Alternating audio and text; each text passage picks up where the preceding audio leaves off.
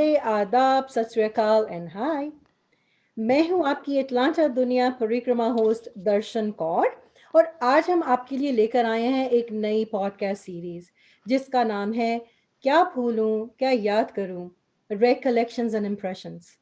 In this series, we will go down memory lane with various stalwarts and seniors of the Desi community. यादें रह जाती हैं याद करने के लिए और वक्त सब लेकर गुजर जाता है।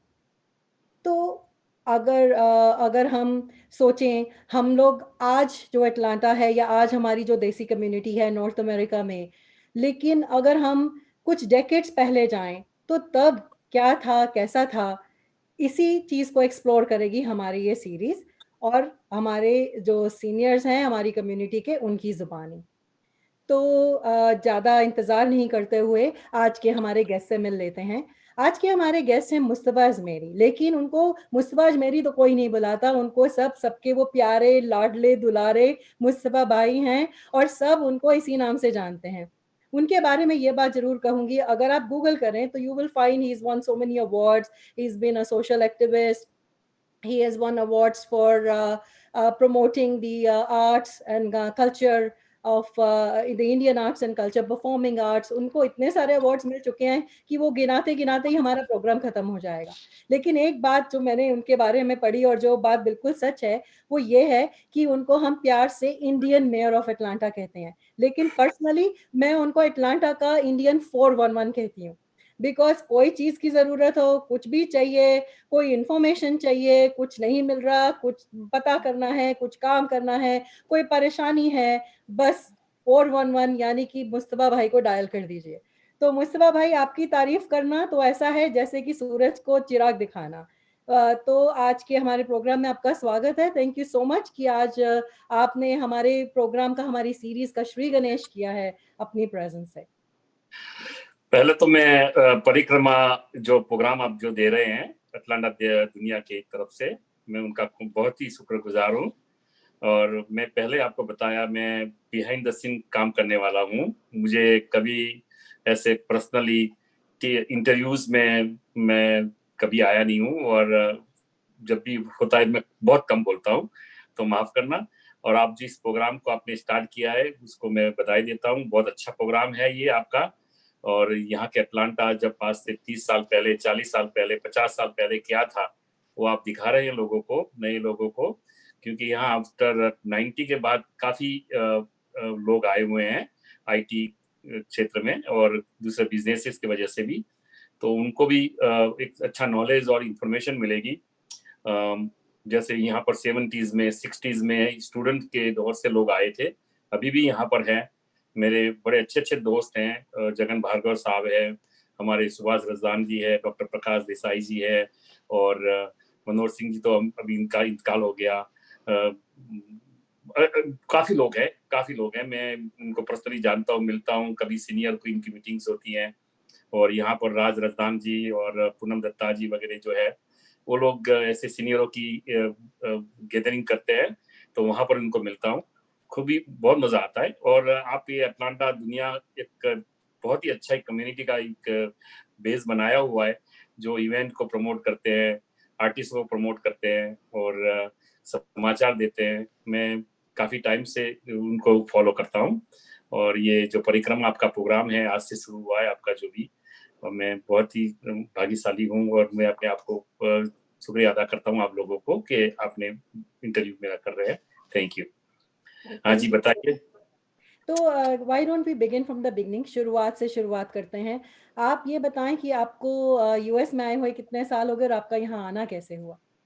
ओके, अच्छा, मेरा होम टाउन है इंडिया में, गुजरात में कलोल, छोटा टाउन है। अभी तो जब बड़ा हुआ, इंडस्ट्रियल भी काफी आ गई है, बट वहां पर से मैं आया हूँ और मैं 1971 में एज ए स्टूडेंट यहाँ पर आया। मैं शिकागो टेक्निकल कॉलेज के अंदर मेरा एडमिशन हुआ था और मैंने associate degree in industrial engineering का वहाँ पर मैंने कोर्स किया। और उसके बाद में तो फिर जिस तरह से इस country is the land of opportunity, तो काम मिलता है और काम करे जाते रहे। लेकिन बिगिनिंग से मेरा एक मेरा स्वभाव, मेरा नेचर, मैं बहुत एक्टिव था ये कल्चरल एक्टिविटी में, स्कूल के अंदर, कॉलेज के अंदर, मॉनिटरिंग में 5 क्लास में थी, 5th क्लास से मैं मॉनिटर बना हूँ, क्लास का मॉनिटर। तो मैं पहले से लीडरशिप का थोड़ा कुछ सेकंड्स आ गया हुआ है, और मैं प्रोग्राम वहाँ पर जो भी स्कूल की जो एक्टिविटी के प्रोग्राम होते थे उसमें पार्टिसिपेट करता था। कॉलेज के अंदर भी जब था तभी ड्रामा, टैलेंट इवनिंग वगैरह में मैं I was CR in that one. तो कॉलेज के तो पूरा कल्चर सेक्शन में ही संभालता था, और मैं काफी आर्टिस्टों के परिचय में भी आया हूँ। तो वहां से बस ये लगा हुआ है। तो अटलांटा में आने से पहले जब शिकागो में था, जब मेरी कॉलेज खत्म हुई और मैं जॉब स्टार्ट किया, पर साइड में I was work as a quality control in one company. तो उसमें क्या था, मुझे 4 दिन की जॉब थी, मंडे टू थर्सडे, क्योंकि 12 घंटा उस टाइम पे काम चल करते थे, और मेरे पास फ्राइडे, सैटरडे, संडे और मंडे आफ्टरनून तक मैं अवेलेबल था। तो मेरा एक तो नेचर ऐसा था, और हम बस इसमें लगे हुए थे, कम्युनिटी के जो भी प्रोग्राम। तो I was a part of the Gujarat culture association. वहाँ पर गुजराती प्ले हमने किया, और वहाँ पर बोर्ड ऑफ डायरेक्टर में मैं रहा, और काफ़ी एक्टिविटी हुई वहाँ पर। तो बस वहाँ से चलता रहा है। और मैं when I was a student, तो उस टाइम पे 1972 एंड में अक्टूबर नवंबर में कुछ तलत महमूद साहब का प्रोग्राम आया हुआ था, और मैं तलत सी का बहुत ही अच्छा फैन था। तो मुझे प्रोग्राम देखने जाना था। I was work in one bus boy in my one restaurant, Japanese restaurant. हम स्टूडेंट थे, तो डे टाइम के अंदर हम लोग स्कूल में जाते थे, शाम के टाइम पे पार्ट टाइम हम लोग जॉब कर लेते थे। तो मैंने मेरे बॉस को बताया कि मुझे छुट्टी लेनी है। तो बोले नहीं, रेस्टोरेंट में तो सैटरडे छुट्टी मिलनी मुश्किल है। तो फिर वो मैं तो बहुत परेशान हो गया। मैं अपनी सिस्टर के साथ में रहता था, तो सिस्टर ने बताया कि नहीं, यहाँ पर ऐसे छुट्टी नहीं लेते हैं। बट मैंने कहा मुझे तलत महमूद का प्रोग्राम देखना है, because this is like first time इतना कोई सिंगर आया हुआ है। तो मैंने तो गुल्ली लगा दी। मैं जॉब पे गया ही नहीं। और फिर जब मैं संडे के दिन जब जॉब पे गया, तो मेरा पंचिंग कार्ड नहीं था वहां पर। तो समझो कि वहां से मेरी छुट्टी हो गई।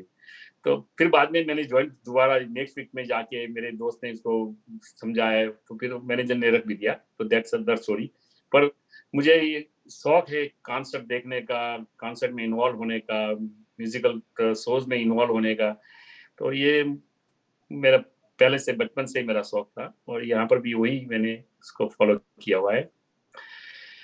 तो that was like Talat Mahmood से स्टार्ट हुआ। उसके बाद में तो काफी कॉन्सर्ट्स आने लगी, और मैं बिहाइंड द सीन काम हेल्प में आता था एज ए वॉलंटियर। फिर अपने आप से भी सोच शुरू किए, गुजराती प्ले से शुरू किया। गुजराती प्ले 1982 में हमने प्रोग्राम किया। उसके बाद में फिर ये मेरा शौक, मुझे पैशन जो मेरा कहता है, ये मैंने कभी इसको कमर्शियली देखा नहीं है, और उसको इस नजरिए से देखा नहीं है। बस कोई भी कह देता मुस्तफा भाई मैं आ रहा हूँ, चलो हो जाएगा, कर लेते हैं। And I was organise programme. तो इस तरह से मेरी जर्नी चालू हुई। जी, तो आप शिकागो से, आपने बोला आप शिकागो में थे, शिकागो से अटलांटा कब आए? अच्छा, शिकागो में मैं भूल गया मैं बताना। जब 78 79 जब अच्छा दिन चले जा रहे थे आगे, तो 82 के अंदर मैं, हमारी राखी बेली बहन है विचित्रा नैयर, उन्होंने टेलीविजन प्रोग्राम स्टार्ट किया। एंड आई बिलीव कि उन्होंने बहुत ही अच्छा काम किया था। उस टाइम पे कोई टेलीविजन प्रोग्राम नहीं था, तो नाम दिया चित्रहार। मैंने उसका लोगो उनको बनाया, और बहुत अच्छा लोगो था, और इस तरह से सजेस्ट किया, और ये चित्रहार शुरू हुआ। और मैं एज ए उनको हेल्प करने के लिए, as a PR, personal public relation, वो मैं करता था, एडवर्टाइज लाने के लिए, और आर्टिस्टों को कांटेक्ट करने के लिए। कोई भी नया गेस्ट आता है तो उसको सजेस्ट करते हैं कि आप टेलीविजन पे आइए, इंटरव्यू होगा। छोटे बच्चे थे, उनके हम प्रोग्राम कराते थे। जब भी दिवाली हो, होली हो, तो पूरा उसका एक इंडियन टच देके हम टेलीविजन पे बताते थे। तो बस वहां से, और मैं बहुत ही एक्टिव था वहां पर। एकदम मेरा ये 4 दिन वाला जॉब था ना, तो मुझे टाइम ही टाइम मिले जा रहा था। और घर में लोग परेशान हो जाए थे, जब भी देखे तो बोले आप बाहरी है। और कभी मेरे कॉन्सेप्ट में बिजी, कभी दूसरों के कॉन्सेप्ट में बिजी, एक दूसरों के सोच में बिजी है। मेरा ये इस तरह से लाइफ की जर्नी चलती रही। और मेरे कजिन यहाँ पर हैं, जो यहाँ पर आ गए थे अटलांटा। थोड़ा अच्छा था उस टाइम पे 88 86 के अंदर लोग यहाँ पर मूव हो रहे थे, अटलांटा, ह्यूस्टन, अलग अलग सिटी में। तो वाइफ को मेरे कजिन ने बताया कि भाई यहाँ अगर मुस्तफा भाई आज सब लोग यहाँ सेटल हो जाओ, वहां पर तो कुछ करते नहीं है, बस वो जॉब और उनका ये सोशल एक्टिविटी में ही काम चालू है उनका। तो आप इधर आइए, यहाँ पर एक बिजनेस हम लोग लेते हैं डेयरी क्वीन का, और इसमें हम सेट हो जाएंगे। और आपको, तो वाइफ ने बस जीत पकड़ ली कि नहीं अब वहां से चलना ही है, हमें अटलांटा शिकागो रहना ही नहीं है, क्योंकि वहां पर आप बिल्कुल अपनी लाइफ को सोशली इन्वॉल्व कर दिया है कम्युनिटी के अंदर। कुछ भी चाहिए तो मुस्तफा भाई, कुछ भी चाहिए तो मुस्तफा भाई। तो ये सब चीजों में मैं चलता ही रहता था, और टेलीविजन का प्रोग्राम एवरी संडे आता था, तो थर्सडे से हम लोग काम पे लग जाते थे, रिहर्सल करना है, ये करना है। तो पूरा दिन वीकेंड मेरा बहुत सोशल जाता था।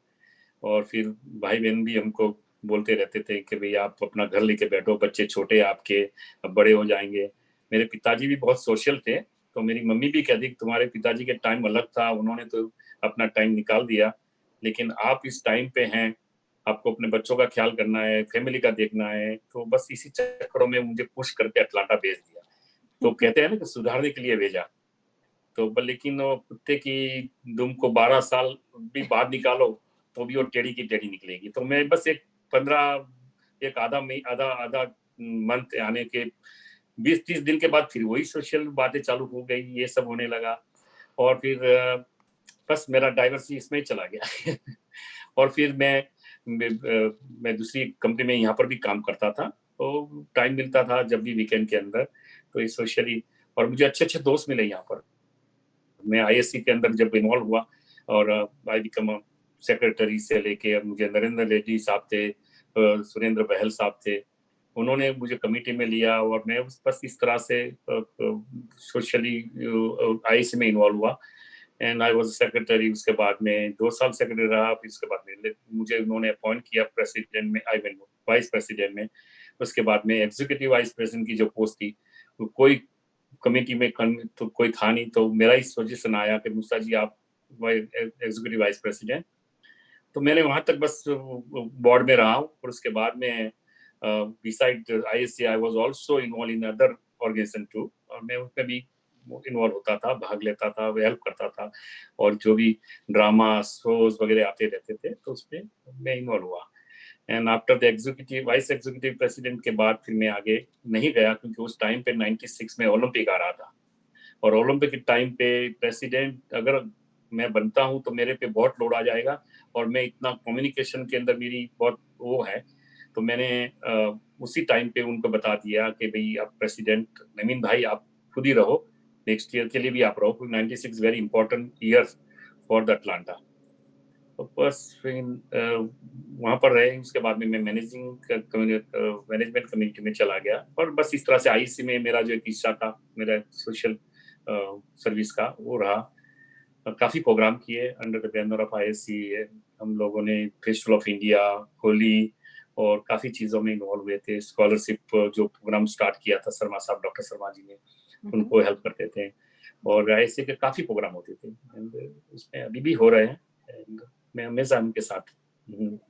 तो आपने बात की कि आप इवेंट्स ऑर्गेनाइज, आपको इवेंट्स का शौक था, आपने तलत महमूद साहब जी की बात की कि दैट वाज, आपने ऑलमोस्ट अपनी जॉब गवा दी उस चक्कर में।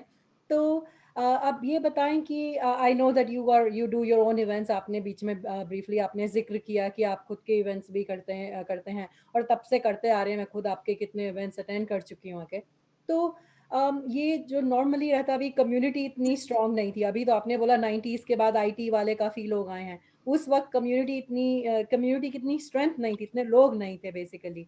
तो ये एक इवेंट करने का, how did you get, because it's like हर कोई आता है, सर्विस करना आके इजी है because you are doing service and you are making money.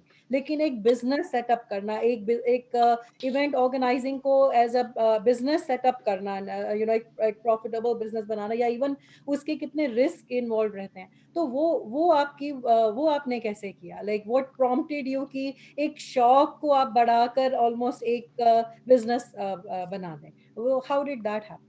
Well क्योंकि काफी लोग के कांटेक्ट में आया हुआ था जो नेशनल प्रमोटर थे, तो वो कांटेक्ट करते थे अटलांटा में, और जब मुझे अप्रोच करते थे कि मुसा भाई अब मुझे प्रोग्राम करना है, जैसे मैं अटलांटा में हुआ तो इमीडिएटली मेरे शिकागो के दोस्त थे, नेशनल प्रमोटर, वो लक्ष्मीकांत प्यारेलाल का शो और माधुरी दीक्षित और अनिल कपूर का शो लेके आए थे अब 91 के अंदर। तो उन्होंने जब अप्रोच किया कि मुस्तफा आप तो अटलांटा में ही है, तो why not you just involve in this one and get me the local कोई ऑर्गेनाइजर मिल जाए। तो उस टाइम पे मेरे एक दोस्त थे रयानी करके, वो मैं उसको शिकागो से जानता था। तो मैंने उनको ऑफर किया, बताया, सजेस्ट किया कि भी एक बहुत बड़ा शो आ रहा है, स्टार शो है ये, बहुत, इसमें अनिल कपूर, माधुरी दीक्षित और सरोज खान भी अभी जो गुजर गए और काफी नामी सिंगर थे, तो वो आप करें। और इसके बाद में मैं इन्वॉल्व हुआ उसके अंदर, फुली फाइनेंशियली नहीं था लेकिन मेरा पूरा उसके इन्वॉल्व था। इसी वजह से काफी लोगों के कांटेक्ट में भी आया। और उसके इमीडिएटली आफ्टर 6 मंथ एक दूसरा बहुत बड़ा शो आया, चमकते सितारे। The first time Salman Khan, Aamir Khan, Vidya, अपनी दिव्या भारती, रवीना टंडन, जूही चावला, और उस जमाने के अभी के जो टॉप सिंगर हैं, आई थिंक पहले कभी नहीं आए थे, अलका याग्निक, सोनू निगम, सॉरी, अलका याग्निक, कुमार सानू, उदित नारायण, वो 3 उस टाइम के बड़े सिंगर थे। जब रिकॉर्डिंग उनका बहुत ही बढ़िया जा रहा था उस टाइम पे, और 92 के अंदर वो आए और वो शो किया हमारे दोस्त ने, तो उसमें भी मैं इन्वॉल्व हुआ। तो मेनली मैं नेशनल प्रमोटरों के साथ में काफी मेरे अच्छे कॉन्ट्रैक्ट हैं, तो उनके साथ में मिलके हम प्रोग्राम करते थे। फिर तो काफी चीजें मुझे पसंद में आने लगी, आवाज की दुनिया, और ये प्ले आने लगे, गुजराती प्ले, हिंदी प्ले, और कभी आईएससी के बैनर पे प्ले होता था तो मैं इसमें इन्वॉल्व होता था। कोई भी इवेंट होता था, बिहाइंड द सीन ज्यादा मेरा इन्वॉल्वमेंट होता रहता था, क्योंकि आर्टिस्टों के साथ में ले जाना लाना उनको, तो मुझे बहुत पसंद था इस तरह से। तो ये तरीके से अपना एक पूरा इवेंट मैनेजमेंट, इवेंट ऑर्गेनाइजर के तरीके से मेरा एक लेबल लग गया, आपने जिस तरह से बोला, तो I am that way, is like that. और मुझे मजा आता है, मुझे खुश होता हूँ, मैं काफी लोगों के कांटेक्ट में आया हूँ। आपने, मैं बहुत ही खुदा का, भगवान का, ईश्वर का मैं शुक्रगुजार हूँ। मैं, you name the artist, I have met them, मैं अच्छी तरह से उनको साथ में इन्वॉल्व हुआ हूँ। और स्टारों के साथ में तो स्टार्ट फ्रॉम तलत महमूद, उनके बाद में मेरे दोस्त के ब्रदर इन लॉ थे शिकागो में, इन्होंने हेमंत कुमार को बुलाया, तो I was also volunteer there behind the stage, उनसे मिलना, चाय पानी देना, उनकी सेवा करना। फिर मोहम्मद रफी साहब आए, लता जी आए, मुकेश जी आए, फिर लता और किशोर दा का प्रोग्राम होगा। तो ऐसे बड़े बड़े जो लेजेंड हैं उनके साथ में भी मुझे काम करने का मौका मिला हुआ है, सेवा करने का मौका मिला। यहाँ पर भी सुधा मल्होत्रा जी आए, आशा जी आए, जो भी बॉलीवुड के जितने सिंगर्स हैं, मैं उनके साथ में डायरेक्टली कभी किसी का शो होता है, लेकिन उनमें मैं दूसरे प्रमोटर होता है तो मुझे वो अच्छा लगता है उनके साथ में काम करने का, तो आई एम इन्वॉल्व विद। तो ऐसे लोगों से मिला हूँ। आप बस, मैं खुश होता हूँ उनसे मिलके, जितने म्यूजिशियन आते हैं, जितने गजल सिंगर आते हैं, उनके साथ में बस टाइम मुझे अच्छा जाता है मेरा, और मैं खुश होता हूँ। जी। That is my vitamin. मुझे दूसरा कोई शौक नहीं है, मुझे कोई गेम आती नहीं है कि भाई ये फुटबॉल में इतने स्कोर हुए, कल गेम ये टीम जीत गई है, पर मुझे उसमें कोई, मेरा फोकस ही नहीं है। मेरा सिर्फ एंटरटेनमेंट और ये शोज और इवेंट में ही है, कम्युनिटी इवेंट्स वगैरह जिसमें। जी। तो मैं तो ये कहूँगी कि हमारे लिए तो आप ही सबसे बड़ी सेलिब्रिटी हैं मुस्तफा भाई। Thank you. नहीं, पर्सनल आप भी सेलिब्रिटी है, आपको भी मैंने स्टेज पे देखा हुआ है, आप भी बहुत अच्छे प्ले करते रहते हैं, और यू राइट्स वेरी नाइस। मैं आपको फॉलो करता हूँ, मैं भी देखता हूँ आपको काफी टाइम से, मुझे अच्छा लगता है। नहीं, थैंक यू फॉर दैट, लेकिन I also miss your good friend, अभी बात में से बात निकली, you have very good friend called Kiran Batra. Ji. Yes, yes, I हम remember। तो हम लोग बस उसी टाइम पे मिले थे जी, साथ। हम लोग 2004 में मिले थे, एक प्ले के रिहर्सल के टाइम पर ही, Yes, अभी मैं yes, याद yes। कर रही थी। पर एनीवे, आगे बढ़ाते हुए आपकी आपकी कहानी को, तो आपने बोला कि आप सेलिब्रिटीज़ वगैरह से मिले हैं एंड ऑल दैट, आपने इतने इवेंट्स किए हैं एंड ऑल दैट। तो हम बात कर रहे थे कि अपनी देसी कम्युनिटी की, तो जब आप आए before the 90s, like we said, like late 90s में आईटी के, मिड टू लेट 90s में आईटी के काफ़ी लोग आए, लेकिन उसके पहले कम्युनिटी की स्ट्रेंथ उतनी ज़्यादा नहीं थी। खाली अटलांटा में ही नहीं, पूरे यूएस में, I think it was the same story. तो it was a small community then, और अभी अगर कम्युनिटी नंबर्स भी लार्ज हो गए हैं, लेकिन थोड़ा सा डिवीजन है कम्युनिटी में, एज इन अभी क्या है, रीजनल ऑर्गेनाइजेशंस इतनी हैं। आप मतलब बात कर रहे थे गुजराती समाज या Telugu association, Punjabi society, whatever you name it, right? तो एक तरह से हम उन लोग के अपने इवेंट्स होते रहते हैं अपने रीजनल आर्टिस्ट्स के लिए, या डिफरेंट मतलब कम्युनिटी के अपने अपने ही इवेंट्स, अपनी रीजनल कम्युनिटी के अपने रीजनल इवेंट्स होते रहते हैं। तो ऐसे केस में जब पहले कम्युनिटी छोटी थी या अभी बड़ी है लेकिन डिवाइडेड है, तो आपको कम्युनिटी से कैसा सपोर्ट मिला जब आप अपने इवेंट्स कर रहे थे? Because like we talked about, it's not easy to start like a business model. आपका शौक था, आपने शुरू किया, आपके लोग आपके साथ जुड़ते गए जैसे, लेकिन आपको कुछ क्या चैलेंजेस आए उस मामले में कि नहीं, कम्युनिटी? मुझे सभी कम्युनिटी ने सपोर्ट किया हुआ है, और जब भी जैसे कोई हिंदी फिल्मों के गानों का प्रोग्राम आता है तो मुझे मालूम है कि इस कम्युनिटी को अप्रोच करूंगा, इस ग्रुप को अप्रोच करूंगा, तो उनको पसंद है। और जैसे गुजराती प्ले मैं लेके आता था, या गुजराती कोई थीम का कोई भी इवेंट होता है, सुगम संगीत का प्रोग्राम होता है या जो भी है, तो मुझे एक सर्टेन ग्रुप, मुझे मालूम है कि मैं इनका अप्रोच करूंगा तो एक लार्ज क्वांटिटी में लोग लेके आएंगे।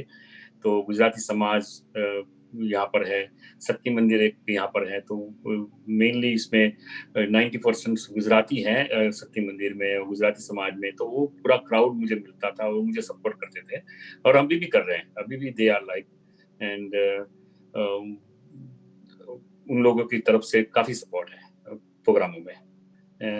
जब पहले में आया था, और आपको भी मालूम होगा कि दैट टाइम ऑफ 40,000 लोग थे अटलांटा में 89 के अंदर। इससे फिर बाद में धीरे धीरे बढ़ते रहे। अभी का रिपोर्ट है, जिस तरह से हम बात करते हैं लोगों से, तो बोले 120,000 लोग अटलांटा में है अपनी इंडियन कम्युनिटी। उसमें साउथ इंडियन भी आ गए, गुजराती भी आ गए, पंजाबी आ गए। यहाँ पर मोटेलियर काफी है, हमारे जो गुजरात के लोग जो इस मोटेल में बिजनेस के अंदर है। तो काफी यहाँ प्रोग्रेस किए हैं बिजनेस की तरफ से भी, अच्छा प्रोग्रेस हुआ है। जी, तो आपको हमेशा हर यस, कम्युनिटी का सपोर्ट हर मिला है। कम्युनिटी से सपोर्ट मिलता है। कोई भी प्रोग्राम होता है उसमें से, जब गजलों के प्रोग्राम होता है तो मुझे नॉन गुजराती भी काफी हेल्प करते रहते हैं, उसमें इन्वॉल्व होते हैं, और अ, बड़ा अच्छा सपोर्ट है, सब कम्युनिटी सपोर्ट है। जी, तो this is a blessing really. तो अभी आपके पास तो वैसे यादों का खजाना है। हम यही सोच रहे थे कि आपसे बातें करें तो पता नहीं कितने घंटे निकल जाएँ इसी में, लेकिन एक जी। क्वेश्चन है, मैं आपसे ज़रूर पूछना चाहती हूँ कि आपने बोला कम्युनिटी का सपोर्ट रहा, आपको इतने सारे सेलिब्रिटीज़ को भी जानते हो, तो आपको बहुत सारे मीठे एक्सपीरियंसेस तो हैं ही कि आप कि लोगों ने सपोर्ट दिया, प्यार दिया। मैंने बोला आप अटलांटा के दुलारे हैं, तो लेकिन कुछ ऐसा कोई खट्टा एक्सपीरियंस हो जिसके बारे में आप हमें बताना चाहें, चाहे किसी सेलिब्रिटी के साथ, चाहे कोई कम्युनिटी या इंडिविजुअल्स, नॉट नहीं, ऐसे तो मुझे सभी अच्छे ही मिले हुए हैं, पर सम टाइम चैलेंज सिचुएशन भी हो गई हुई है। जब मैं शिकागो में था तो आविष्कार करके एक ग्रुप था, उसका मैंने प्रोग्राम रखा हुआ था, और अ, मेरा प्रोग्राम था 10 दिन बाद, जब वो लोग इंडिया से निकले, और उसके बाद में 10 दिन के बाद मेरा प्रोग्राम था। तो पहले ही वो लोग एक दूसरी सिटी में जाने वाले थे, और वहां से फिर अटलांटा आने वाले थे। तो मैंने फुल एडवर्टाइज की थी, और एकदम पैक, जिस तरह से लोगों का सपोर्ट था एडवर्टाइज के जरिए, तो काफी रिस्पॉन्स था कि भी एक ग्रुप आ रहा है गुजराती रास गरबा डांडिया और इसका। और एकदम मालूम पड़ा कि भी प्लेन हाईजैक हुआ है, जो पहले पेनियम का प्लेन जो हाईजैक हुआ था, उस पर एक मूवी बनी हुई थी अभी अभी, जब निर्जा, क्या आदमी का नाम, मुझे निर्जा ऐसा कुछ नाम था, जी। Same incident. तो वो जो ग्रुप था उसी प्लेन के अंदर था। ओह! तो मैं बहुत परेशान हो गया, मैंने कहा क्या करेंगे अभी, वो लोग इंफॉर्मेशन तो मिल गया हमको, हम हमारा तो हम, और उस टाइम पे फुल एडवर्टाइज का टाइम आया था, 10 दिन पहले ही हमारा प्रोग्राम था, तो पोस्टर लगाने के लिए जा रहा था, लेकिन मैं हिचक हो रहा था कि नहीं नहीं नहीं, अब ये उसको मैं नहीं कर पाऊंगा। तो पोस्टर जहां पर लगाए थे जो दुकानों में, वहां जाके मैंने निकाल दिए, और प्रोग्राम को कैंसिल करना पड़ा मुझे, और पैसे जिन्होंने टिकट लिया हुआ था उनको पैसे भी वापस कर दिए। और जिससे स्पॉन्सरशिप मिली थी एक दो दुकान वालों से उस टाइम पे, तो ज्यादा स्पॉन्सर नहीं मिल रहे थे, तो उनको भी जाके पैसे हमने वापस किए। तो थोड़ा वो हुआ मुझे, but that was the only पहला इंसिडेंट हुआ। और बस दूसरे इसके हिसाब से तो मुझे कोई ऐसी परेशानी नहीं हुई है। शोज आते रहते हैं, जाते रहते हैं, और लोग आते हैं, और कभी चेंज करना पड़ता है भी। प्रोग्राम के बाद में बोले हम लोग चले जाएंगे, तो हमने इस तरह से होटल बुक किया होता है। बाद में उनका ऐसा होता है कि अभी लेट प्रोग्राम हुआ है, हम रुक जाएंगे, मॉर्निंग में जाएंगे, तो फिर वो होटल वालों को फिर रिक्वेस्ट करके रूम फिर चेकअप कराने पड़ते हैं।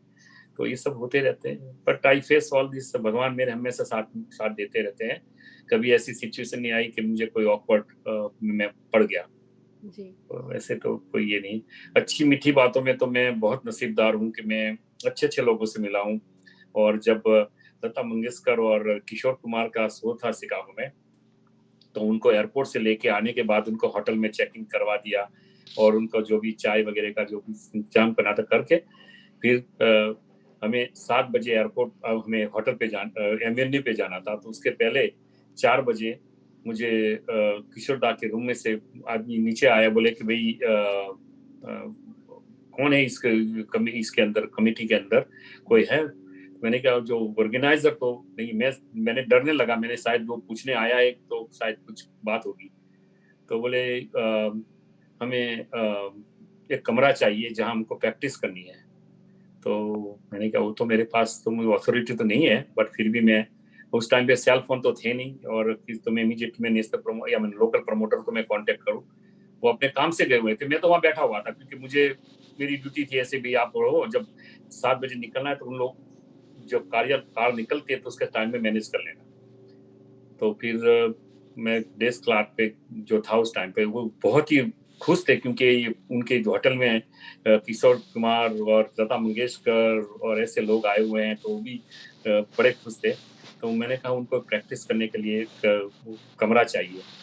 तो बोले कि ठीक है, हम देख लेते हैं मीटिंग का। फिर बोले अभी ऐसा नहीं है। तो फिर उसके बाद में लता जी ने, लता जी का ही स्वीट था, तो स्वीट बोले मैं ये इधर बुला लेते हैं सबको। तो फिर वहां उनके लता जी के रूम के अंदर साइड के अंदर हारमोनियम जो थे हल्दीपुर साहब थे, आई थिंक उन्होंने हारमोनियम लिया, और तबला प्लेयर जो था उसको बुलाया, और लता जी और किशोर दा बैठे, और मुझे कहा गया कि आप चाय लेके आए मुस्तफा जी। तो मैंने कहा ठीक। मुस्तफा जी बोलते थे, मुझे कभी मुस्तफा नहीं बोला था उन्होंने, बहुत प्यार से मुझे किशोर दा ने बोला मुस्तफा जी आप चाय लेके आइए। और बड़ा अच्छा, मैं तो नीचे बैठ जाता हूँ। तो मुझे वो सीन देखने के बहुत मजा आया। और जब मैं चाय लेके आया हूँ, और क्योंकि हम दूसरे कमरे में लोगों के लिए नाश्ता, चाय, पानी सब कुछ रखा हुआ था, तो मैंने जब मैं चाय डाल के और 4 गिलास लिए लेके उनके स्वीट में आया, लता जी के स्वीट में, और फिर हम लोग जो लोग प्रैक्टिस कर रहे थे। और मुझे अच्छा है, बस मैं साइड में बैठ गया, तो जो नज़ारा जो मुझे देखने मिला है वो दैट इज लाइक बहुत ही मेरी नजरों के सामने दिखते हैं। फिर लता जी पूछते रहते हैं कि यहाँ क्राउड कैसा है, कैसे लोग यहाँ पर गाने पसंद करते हैं। तो मैं उसका जवाब नहीं दे पाया, क्योंकि लता जी के तो तुम कोई भी गाना उठाओ वो अच्छा ही लगेगा। तो बोले फिर भी लोगों की पसंद तो होगी नहीं, यहाँ पर कौन से गाने लोगों को पसंद है यहाँ पर अटलांटा में। तो मैं जवाब नहीं दे पाया, मैं शर्मा गया। और बड़ा अजीब, तो दैट वाज लाइक मेरे लिए एक बड़ा किस्सा है। मैं उसको याद जब भी मेरी नजरों के सामने आ जाता है कि किशोर दानमुंग में बैठे थे नीचे, उनकी स्टाइल थे जब्बा पहन के, और इन्हें, और सामने सब बिना कोई साउंड वाउंड लगाया नहीं था, बस ऐसे ही। और मैं बस साइड में बैठा था, और फिर उनके एक ऑर्गेनाइजर आए थे, देवरा साहब, मोहन देवरा सर, तो वो भी वहां पर बैठे हुए थे। और रिहर्सल हुआ करीब ऑलमोस्ट लाइक 1 आवर उन्होंने स्पेंड किया। फिर बाद में बोला चलो हम लोग तैयार होते हैं। फिर मैं फिर डाउन स्टेप चला गया, और फिर मैं पहले निकला, तो दिलीप कुमार साहब तो पहले पहुंच गए थे, वो दूसरी जगह पे ठहरे हुए थे। और वहां से फिर वो हॉल पे पहुंचे। मैं भी कोई म्यूजिशियन को लेके, या नहीं, मैं निकला था उनको मेरी कार में बिठा के। ये हरीश भीमानी साहब जिन्हें महाभारत के अंदर जो बैकग्राउंड में जो वो वॉइस देते हैं ना, मैं समय हूँ, राइट। तो मैं इनको लेके और फिर हॉल पे गया, और वहां तक में तो दिलीप साहब और सायरा जी वगैरह वो भी आए, उनकी भी कार आ गई। और फिर मैं अंदर गया, फिर किशोर दा की कार आई, तो फिर सब आर्टिस्ट इकट्ठे हो गए। और किशोर दा, दिलीप कुमार साहब, अपने सायरा बानू जी, उनकी मिसेस अपनी किशोर दा की मिसेस लीना चंदावरकर जी, और सब लोग बैठे नाश्ता की टेबल पे बिठाए, वहाँ पे सोफा रखे हुए थे बीच से। और हम लता जी के लिए इंतजार कर रहे थे कि भाई किसी भी टाइम पे लता जी आ जाए बस। तो उसके बाद में जैसे लता जी आए, एकदम लोग एकदम हो गया, और 10-5 मिनट के अंदर उन्होंने सबसे हेलो कर दिया और लता जी अपने रूम में चले गए। उनका एक ग्रीन रूम था। और फिर और एक बात बताऊं कि लता जी हमेशा टाइम से प्रोग्राम स्टार्ट करती, कभी भी 9 o'clock का टाइम दिया तो उन्होंने 9 o'clock वो स्टार्ट कर दिया प्रोग्राम, चाहे पब्लिक अंदर बाहर तो बहुत ही पब्लिक आई हुई थी, और पैक पूरा होराइजन जो ऑडिटोरियम था वहां पर शिकागो का स्टेडियम पूरा पैक था। आधी पब्लिक बाहर थी क्योंकि कई लोग ईस्ट में से आ रहे, कोई साउथ में आ रहे थे। पूरा जो उनका जो जिस तरह से स्टेडियम का सिचुएशन, गेट है, east gate, west gate, north gate, तो लोगों बस लाइन लगी हुई थी। लेकिन 9 o'clock में उन्होंने प्रोग्राम स्टार्ट कर दिया, और लता जी ने बोले स्टार्ट करो, तो हरीश जी पहले आके उनको सबको वेलकम किया जितने बैठे हुए थे। तो दैट वाज लाइक मेरे लिए बहुत अच्छी यादगार इवेंट था, कॉन्सर्ट था, और मैं अभी भी याद करता रहता हूँ कि बड़ा अच्छा प्रोग्राम था। मैं बहुत लकी था कि लता जी को और आज किशोर दा के रिहर्सल को मैंने देखा। वो काफ़ी मीठी याद है, तो इसमें जैसे आपने हमारा प्रोग्राम ही यही है, क्या भूलूँ क्या याद करूँ, तो काफ़ी मीठी याद है आपकी जो आपने यस, हमारे यस। साथ शेयर की। मैं तो ये सोच रही थी कि जैसे मैंने पहले कहा, आपके पास इतना खज़ाना है, इतने सारे आई एम श्योर इवेंट्स होंगे, इतने सारे आर्टिस्ट हैं, इतने सारे लोग मिले हैं आपसे, कि आपके साथ तो एक पूरी सीरीज़ हो सकती है हमारी कि सिर्फ़ यस, आपसे ही यस। बात करके हम सीरीज़ चला सकते हैं। लेकिन इस वक़्त समय का तकाज़ा है, तो एक आखिरी सवाल, आपने मीठी मीठी बात करी, आपने उसका मेरे को शायद क्यूरियोसिटी है, हो सकता है आपका आंसर नो ही हो। लेकिन कोई भी आपको किसी भी आर्टिस्ट ने, इतने-इतने सेलिब्रिटीज़ आपने इतने नाम लिए, इतने लोगों से आप मिले तब से लेकर आज तक, इवन आजकल के करंट स्टार्स जब भी प्रोग्राम्स होते हैं, आप वहाँ होते हैं, कभी किसी ने आपको कोई एटीट्यूड नहीं दिया? I am just very curious to know. नहीं, मैं क्योंकि मैं उनको मौका ही नहीं दिया है। मैं सच बताता हूँ कि इनकी कोई भी डिमांड जो होती है, इनकी रिक्वेस्ट से ज़्यादा मैंने सोचता हूँ उनके लिए। तो वो कभी ऐसा हुआ ही नहीं है। हाँ, ऐसा कभी मुझे इरिटेट हो जाता है कि भी कोई आर्टिस्ट कहते हैं आप पहले पहुँचो, मैं पहुँचता हूँ, मैं पहुँच रहा हूँ, और जब मैं स्टेज शो में आ जाता हूँ और मैं परेशान होता हूँ, कभी तक वो सिंगर आए क्यों नहीं? अभी तक वो सो एंड सो बंदा क्यों नहीं आया हुआ है?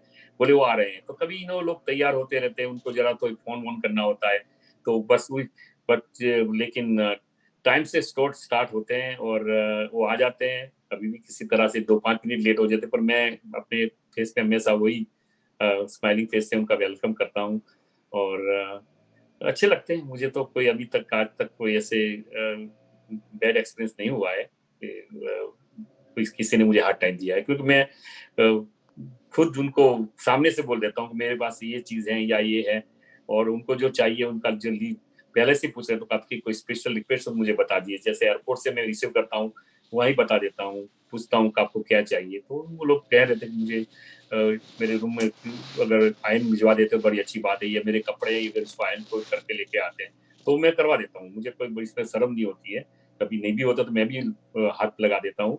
बट कहने का मतलब कि मुझे आज तक सभी लोग अच्छे मिले हैं। अच्छा, बड़े आर्टिस्ट, छोटे आर्टिस्ट जो भी हैं।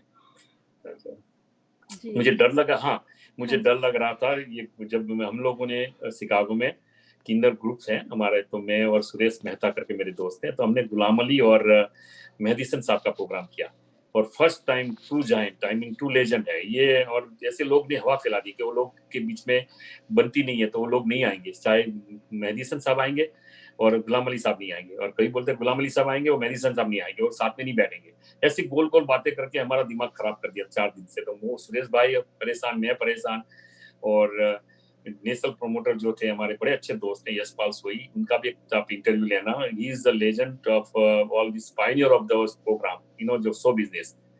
वो 1970 से वो प्रोग्राम करते रहते हैं, और अनगिनत आर्टिस्टों के प्रोग्राम उन्होंने किए न्यूयॉर्क के अंदर। मैं कभी आपका कॉन्टैक्ट करवाऊँगा। तो इस यशपाल भाई के साथ में मेरा ट्यूनिंग बड़ा अच्छा था। तो मैंने यशपाल भाई को खुला बोल दिया। मैंने कहा, "यशपाल जी, ये मैंने सुना हुआ है, हम डर रहे हैं कि वो लोग नहीं आएँगे।" बोले, "नहीं मुस्तफ़ा, फ़िक्र नहीं करो, वो दोनों आएँगे, दोनों गाएँगे, और मैं खान साहब को जानता हूँ, और ये जो जितने भी हवा फैलाई है, आप लोग को डरा रहे हैं, तो आप फ़िक्र नहीं करो, वो आएँगे।" तो फिर जब गुलाम अली साहब पहले आ गए, उन्होंने शुरू किया, लेकिन हमारा दिल धड़क रहा था और हम लोग वही कि वो आएंगे कि नहीं आएंगे, क्योंकि उनका कोई रिस्पॉन्स हमें मालूम नहीं था। फिर उसके बाद में 1 घंटे के बाद फिर मेहदी हसन साहब की जो लेके आने वाले थे वो लोग आ गए। फिर वो होटल में चेक इन किया और फिर जब मुझे हाँ चलो आ गए, तब मुझे शांति हुई। फिर इसके बाद में जब इंटरवल में खत्म हुआ, तब डर शुरू हुआ कि अब वो मेहदी हसन साहब आएंगे और गुलाम अली साहब के साथ में बैठेंगे या नहीं बैठेंगे। तो एक फिर हुआ, पर वो भी काम हुआ और बड़ा अच्छा। तो कभी कभी नर्वसनेस आ जाती है, कोई दूसरी कोई चीज नहीं थी, पर दैट वाज लाइक बहुत हिस्टोरिकल प्रोग्राम था कि दोनों लेजेंड को साथ में, और यशपाल भाई ने ये प्रोग्राम किया था, यशपाल सोई नाम है उनका। मैं उनको क्रेडिट देता हूँ और उन्होंने मुझे पहले खभे पे हाथ रख के, मुस्तफा फिक्र न करो, सब हो जाएगा। और क्योंकि कुछ ऐसी बात आ जाती है तो हम लोग डर जाते हैं। जी, लेकिन अब तो मैं ये कहूँगी आप खाली अटलांटा के दिलों में ही नहीं बसते, हम सबके दिलों में तो बसते ही हैं, लेकिन आप तो लगता है सेलिब्रिटीज़ के दिलों में भी घर कर गए हैं। तो इसके साथ ही मुस्तफा भाई, मैं आपसे इजाज़त लेना चाहूँगी। आपने आपने हमारे प्रोग्राम में आकर इसका श्री गणेश करके, बिकॉज़ लाइक आई सेड पहला एपिसोड है, आपने 4 चाँद लगा दिए हमारे प्रोग्राम में, और सो ग्रेटफुल टू यू कि थैंक आप। यू दर्शन जी, और मैं कैलाश जी का भी बहुत ही आभारी हूँ। और परिक्रमा जो आपका प्रोग्राम जो स्टार्ट किया है आपने, और ये तो मैं कुछ भी हेल्प कर सकता हूँ तो मैं प्लीज काउंट ऑन मी। और अटलांटा दुनिया तो मेरा फेवरेट है, मेरे जब भी प्रोग्राम होते हैं तो उनका बिना बिताए उनका लोगो में डाल देता था। और सो हम ऑफिशियली उन्होंने मुझे कहा ही रखा, कोई भी प्रोग्राम हो तो मेरा लोगो डालो, अगर मैं फोन पे नहीं मिलती तो भी आपको परमिशन है। तो हर प्रोग्राम के फ्लायर में अटलांटा दुनिया का लोगो ऑलवेज होता है मेरे। और उसके लिए बहुत-बहुत धन्यवाद थैंक यू दर्शन जी, यहाँ आपने आने बहुत के लिए। अच्छा बोला आपने, और अच्छी इंटरव्यू आपने सवाल पूछे, मुझे अच्छा लगा। और क्योंकि मैं बहुत नर्वस था, मैंने कहा क्या आप पूछेंगे, लेकिन मेरे से कोई भी गलती हुई तो माफ करना। नहीं, नहीं, प्लीज़ आप ऐसा मत कहें। तो इसके साथ ही मैं दर्शन कौर आपसे इजाज़त लेना चाहूँगी।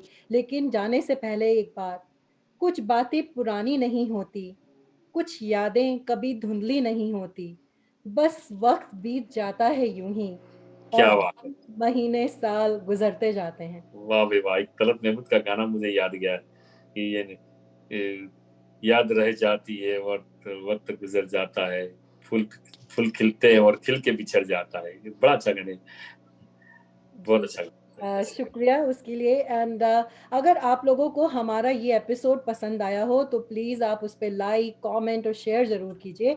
और आप हमारे पिछले सारे पॉडकास्ट, वीडियोकास्ट जो भी हैं, atlantadunia.com के पॉडकास्ट सेक्शन में जाकर आप देख सकते हैं।